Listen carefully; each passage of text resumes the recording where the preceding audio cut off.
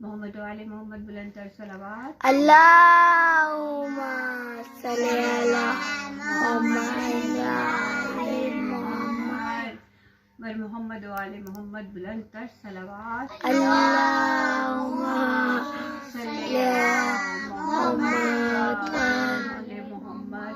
अली औलाद अली बुलंदतर सलावत। अल्लाहुम्मा सल्ली अला मोहम्मद व आले मुहम्मद। खुशनुदी इमाम ज़माना बुलंद से बुलंदतर सलावत। अल्लाहुम्मा सल्ली अला मुहम्मद व आले मुहम्मद। आज मैंने 10 बीवियों के लड्डू बनाए हैं क्योंकि मेरी मन्नत पूरी हुई है, मुराद पूरी हुई है।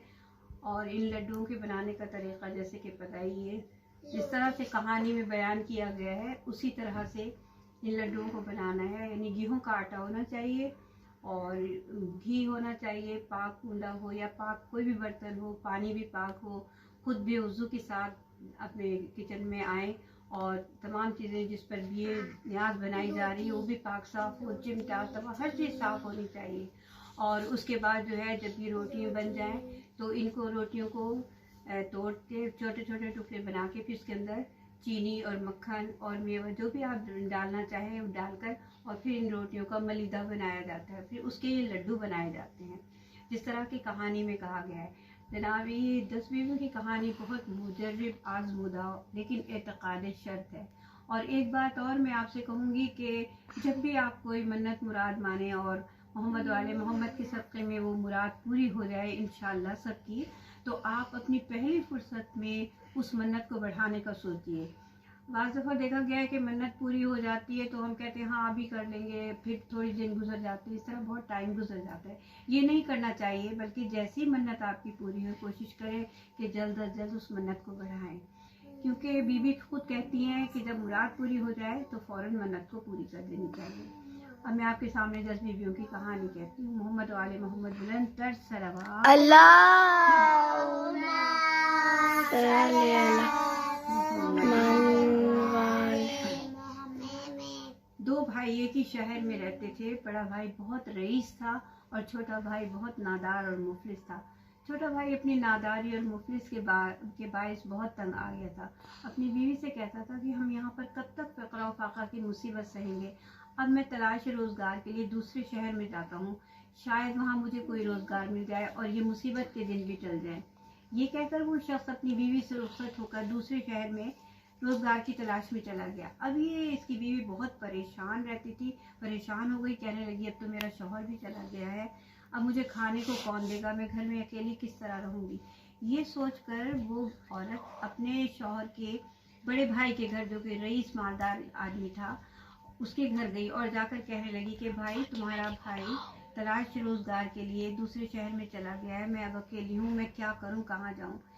ये कहने के बाद उसके शौहर का बड़ा भाई था, उसने अपनी बीवी से कहा ये मेरी भावज है, तुम इसको घर में रख लो, ये तुम्हारी और तुम्हारे बच्चों की खिदमत किया करेगी और उसके बाद जो भी तुम्हें खाने से बचा करे इसको दे दिया करो। गर्ज वो औरत ने सोचा कि चलो मेरे सर छुपाने की तो जगह है जब तक मेरा शौहर आए। गर्ज वो औरत वहाँ पर रहने लगी। वो दिन रात उसकी रईस औरत के बच्चों की और उसकी खिदमत करती, लेकिन उसके बावजूद भी वो रईस औरत उसको हर वक्त ताने देती रहती थी। ये मुसीबत ज़्यादा सारा दिन काम करने के बाद अपने बिस्तर पर जब जाती तो रात को रोया करती थी, अपनी गुर्बत पर खून के आंसू बहाती थी, बेकसी पर कहती थी परवरदिगार आलम पता नहीं मेरा शौहर कब वापस आएगा, परवरदिगार मैं कब तक इस तरह जिल्लत की ज़िंदगी बर्दाश्त करती रहूं। ये कहते कहते एक दिन वो औरत रोते रोते सो गई। तो ख्वाब में क्या देख रही है कि एक नकाबपोश मौज़मा तशरीफ लाई हैं। अल्लाहुम्मा सल्ली अला मुहम्मद व आले मुहम्मद। इस औरत से कह रही हैं कि ए खातून तू अपने शौहर के लिए इस कदर मुस्तरिब ना हो, तू मन्नत मान ले कि जब तेरा शौहर वापस आ जाए तो तू 10 बीवियों की कहानी सुनेगी और 10 बीवियों के लड्डू बनाकर उस पर बीवियों की नजर दिलवाएगी। तब उस औरत ने कहा कि आप कौन हैं और वो 10 बीवियाँ कौन होंगी जिनकी मैं नजर दिलवाऊं। तब आपने फरमाया कि मैं फातिमा बिनते मोहम्मद सल्लल्लाहु अलैहि वसल्लम हूँ। मोहम्मद वाले मोहम्मद अल्लाहुम्मा सल्ली और आपने ये भी फरमाया فرمایا کہ تم یہ کہانی جمعرات کے دن سے شروع کرو، 10 دن تک جمعرات کے دن سے شروع کرو، اور 10ویں دن انشاءاللہ تمہارا شوہر میں مال و زر کے تمہارے دروازے پر آ جائے گا۔ اور اس عورت نے پوچھا کہ آپ تو بی بی فاطمہ ہیں، آپ نے بتا دیا، لیکن وہ 9 بیویاں کون ہیں جن کی میں نظر دلواؤں؟ تب آپ نے فرمایا وہ 9 بیویاں یہ ہیں، ان کے نام یاد رکھو، جناب حوا، جناب حاجرہ، جناب آسیہ، جناب سائرہ، حضرت مریم، جناب زینب، بی بی ام کلثوم، جناب فاطمہ کبریٰ، جناب فاطمہ سغریٰ، اور جناب سکینہ، جنہیں کربلا سے شام تک بہت مصیبتیں جھیلنی پڑی۔ جو شخص ان کے مصائب کو مد نظر رکھتے ہوئے اپنی مراد مانے گا، پروردگار عالم محمد و آل محمد کے صدقے سے اس کی مراد کو پوری کرے گا۔ اور یہ سنتے ہی اس عورت کی آنکھ کھل گئی، اور اتفاق سے وہ دن جمعرات کا تھا۔ محمد و آل محمد بلندر صلوات۔ اللہم صلی علی محمد آل محمد۔ وہ عورت اپنے محلے میں گئی اور جا کر کہنے لگی کہ میرے گھر آ کر کوئی 10 بیویوں کی کہانی سن لیا کرو۔ جب وہ عورت کام سے فارغ ہو جاتی رات کو، اس کی محلے کی عورتیں اس کے پاس آ کر بیٹھ جاتی اور اسے بیویوں کی کہانی سنتی۔ اتفاق کی بات ہے کہ 9 دن جب پورے ہوئے، جب 10واں دن آیا تو لوگوں نے آ کر کہا اس عورت سے کہ اے عورت، تمہارا شوہر واپس آ گیا، میں مال و زر کے آیا ہے۔ یہ سنتے ہی وہ عورت فوراً اپنے گھر گئی، اور جا کر اس نے فوراً پاک پانی لائی، کوڑا کنڈا لائی، نہائی، غسل کیا، اور جس طرح سے بیوی نے بتایا تھا اسی طرح اس نے روٹی کا ملیدہ بنا کر اس کے 10 لڈو بنائے، اور اس 10 پر اپنے شوہر کو بتایا کہ میں نے آپ کے جانے کے بعد منت مانی تھی، اور اس نے اس خواب کا ذکر کیا کہ اس طرح مجھے خواب میں ایسے آیا تھا بیٹا، اس طرح مجھے خواب نظر آیا تھا اور میں نے اس طرح سے دیکھا تھا۔ اب آپ جو ہے آپ آ چکے ہیں، لہٰذا میں نظر پوری کرنا چاہتی ہوں۔ اس عورت نے وہ ملیدے کے لڈو بنائے کر اس کے شوہر نے اس پر نظر دی، اور جب وہ عورت نظر کر دے چکی تو وہ اس نظر کے لڈو اپنی سہیلیوں کے گھر لے کر گئی، ایک ایک لڈو لے کے گئی، تمام اس کی سہیلیوں نے بہت عزت و احترام کے ساتھ وہ نظر کے لڈو لیے۔ اب اس کے بعد وہ ایک لڈو اپنے شوہر کے بڑے بھائی کے یہاں، جن کے یہاں رہتی تھی، اس نے سوچا ایک اپنی بھاوج کے پاس بھی لے جاؤں، لہٰذا وہ ایک نظر کا لڈو اپنی بھاوج کے پاس لے گئی اور کہا کہ میں نے منت مانی تھی کہ جب میرا شوہر آ جائے گا تو میں 10 بیویوں کی نظر دے کر اس پہ لڈوؤں پر اور کہانی سنوں گی۔ خدا کا شکر ہے کہ میری مراد پوری ہو گئی ہے، اور میری مراد پوری ہوئی، یہ ایک نظر کا لڈو میں آپ کے لیے لے کر آئی ہوں۔ یہ سن کر وہ رئیس مالدار عورت نے کہا کہ میرے گھر سے یہ لڈو لے جا، میں ایسے اینٹ اور پتھر کی چیزیں نہیں کھاتی۔ یہ سن کر وہ عورت خاموشی سے وہ لڈو واپس لے کر گھر آ گئی۔ وہ لڈو اس نے کھایا اور پانی پی کر خدا کا شکر ادا کیا۔ اب اس مالدار عورت کا حال سنیے۔ رات کو وہ عورت سو گئی، صبح جب اٹھی تو اس نے دیکھا کہ اس کے گھر کا سامان، غلہ، نوکر چاکر، ہر چیز غائب تھی، اور بچے اس کے مر چکے تھے۔ یہ دیکھ کر اس کے حواس جاتے رہے۔ اس کا شوہر بھی آیا، تو جب اس کے شوہر نے دیکھا تو اس نے بھی کہا یہ کیا ہو گیا ہے؟ اب تو بہت برا حال ہوا ان کا۔ اور وہ عورت جب کافی وقت گزرتا چلا گیا، اس عورت نے کہا اب تو بھوک سے میرا برا حال ہو رہا ہے، کھانے کے لیے میرا دل چاہ رہا ہے کہ میں کھانا کھاؤں۔ لہٰذا اس نے کہا کہ میں کیا کروں، گھر میں دیکھا، گھر میں کچھ بھی نہیں تھا۔ تو اس کی نظر کچن میں دیکھا، جا کر اس نے دیکھا کہ وہ جو آٹا کی چھان بورا، جس کو ہم کہتے ہیں بھوسی کہتے ہیں، جب ہم آٹا بھونتے ہیں چھانتے ہیں، وہ آٹا اس نے دیکھا کہ چھان بورا، سوچا کہ لاؤ چلو اسی کو پکا کر کھا لوں۔ لہٰذا اس نے جب دیکھا کہ اس آٹے کو ہاتھ لگایا تو اس نے دیکھا کہ اس چھان بورا میں تو برابر کے کیڑے نظر آ رہے تھے۔ اس نے وہ وہیں پھینک دیا۔ اس نے کہا میں اس کا کس طرح پکا سکتی ہوں؟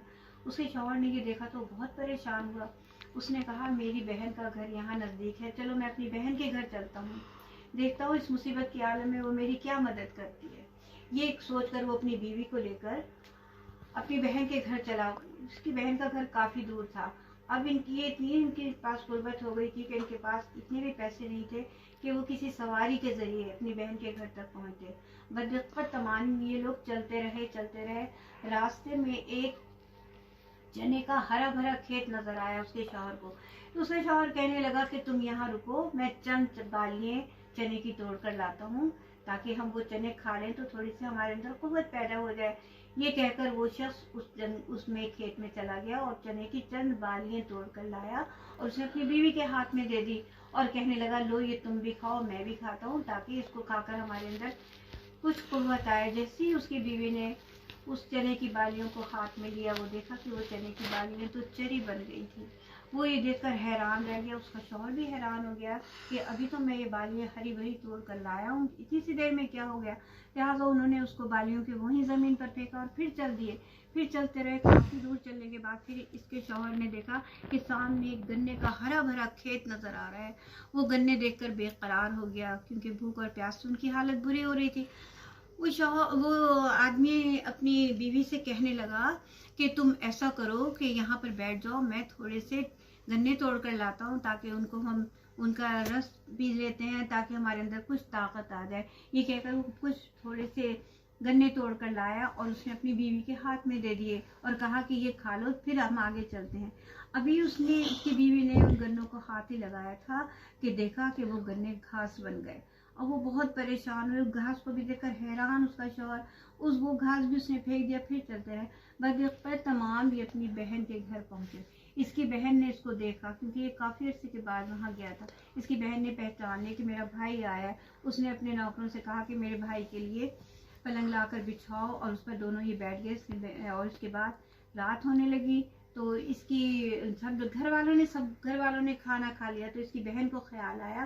اس نے کہا اپنے نوکروں سے کہا رے میرے بھائی اور بھاوج بھی تو آئے ہوئے ہیں, دیکھو کچھ کھانے کا بچا ہے تو ان کو دے دو. نوکروں نے دیکھا تو جو بھی کچھ پتیلیوں میں تھا پہنچ کر کھانا لا کر ان کے آگے رکھ دیا. اب جیسے ہی کھانا ان کے آگے لا کر رکھا تو وہ عورت اور اس کی بیوی تو بھوک سے بے قرار ہو رہے تھے. انہوں نے کھانے کو دیکھ کر کہا کہ جلدی اٹھو, چلو اب کھانا کھا لیں, اب تو ہمارا بھوک سے بہت برا حال ہو رہا ہے.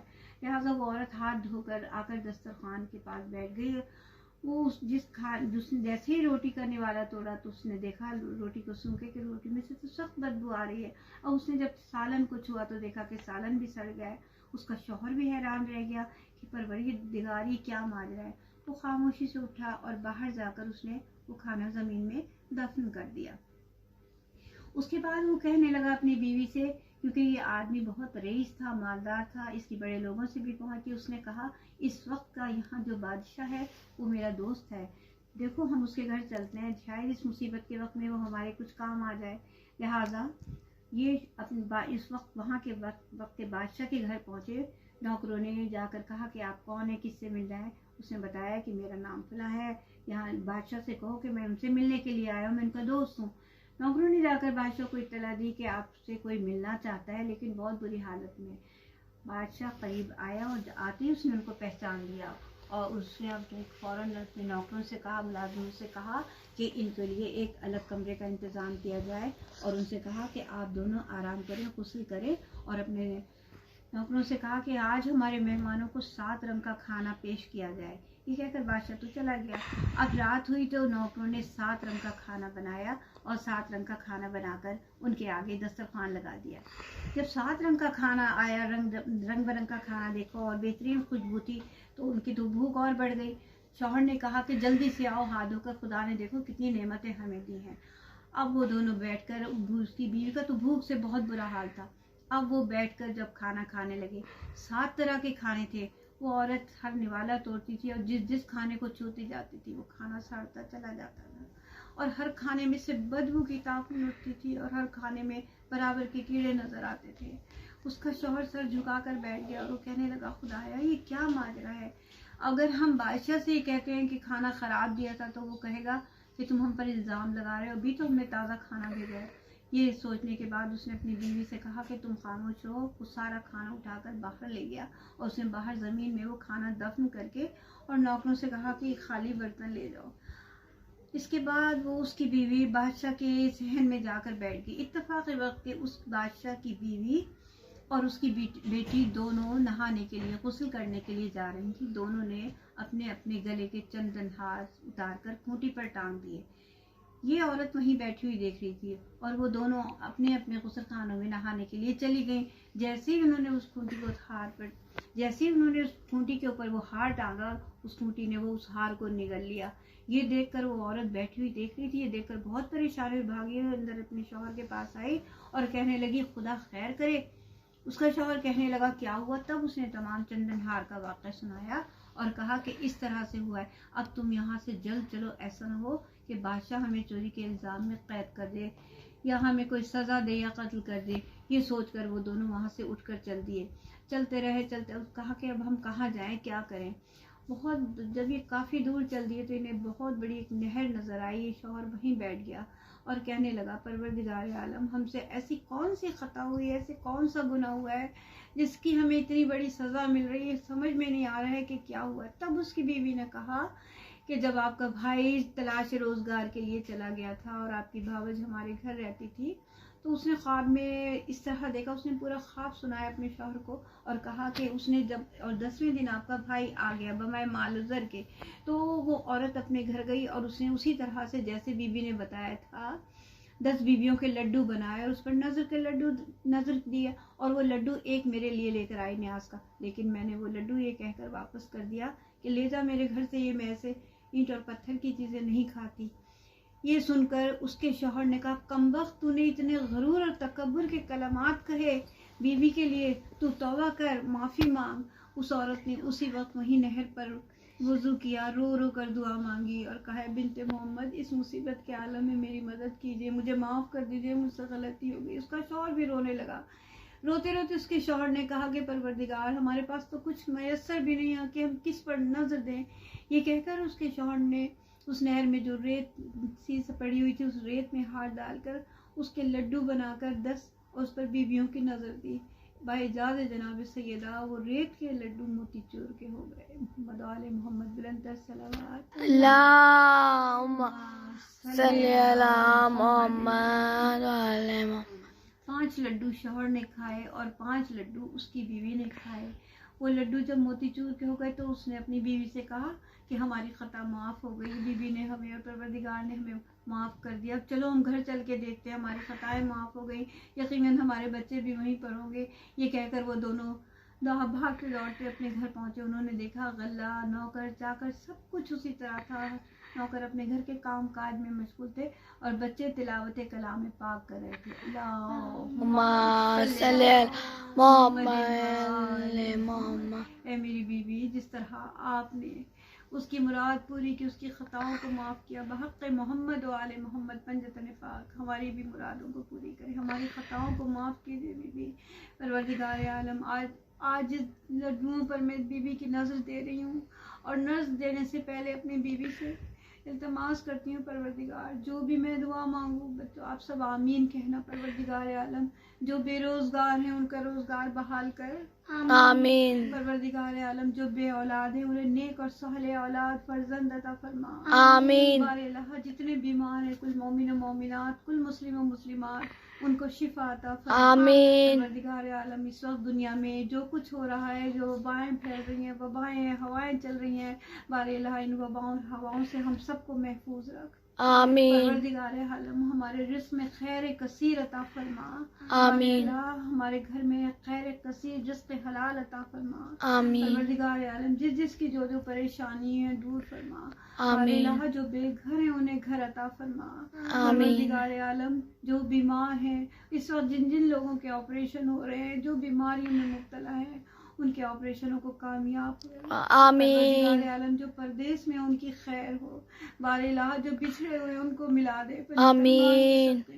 بار الہ وہ بیٹیاں جو گھروں میں بیٹھی ہیں محمد و آل محمد بی بی سیدہ کے صدقے میں ان کو نیک بدلے، پروردگار عالم، جو ملک سے باہر ہیں، وہ جو بچھڑے ہوئے ساتھی ہیں، اپنے دوستوں سے بچھڑے ہوئے، اپنے گھر والوں سے بچھڑے ہوئے، پروردگار نے جلد جلد ملا دے، آمین۔ پروردگار عالم، ہماری اولاد کو نیک اور صالح بنا، آمین۔ بار الہ بچوں کو راہ مستقیم پر چلنے کی ہدایت فرما، آمین۔ کلام پاک پڑھنے کی توفیق، آمین۔ دین پر چلنے کی توفیق عطا فرما، آمین۔ پروردگار عالم، جن کے گھر نہیں ہونے ایک ایسا گھر عطا فرما آمین۔ جہاں کے مسند حسین بچھائی جائے، جہاں پروردگار عالم مولا کا نام لیا جائے، ہر گھر میں پروردگار پنجتن پاک کا سایہ قائم و دائم رہے۔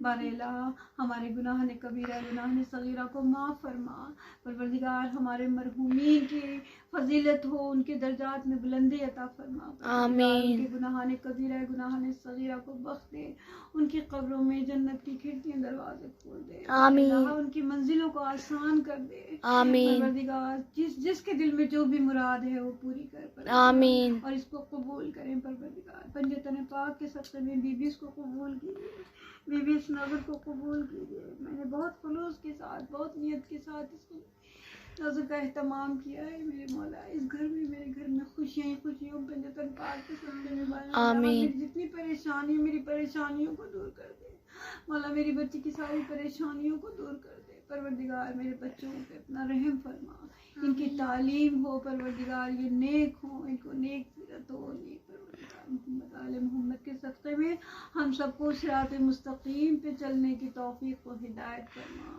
ہمیشہ ہم قرآن اور آل تطہیر سے جڑے رہے، محمد و آل محمد، بلند تر صلوات، اللہم صلی علی محمد علی محمد۔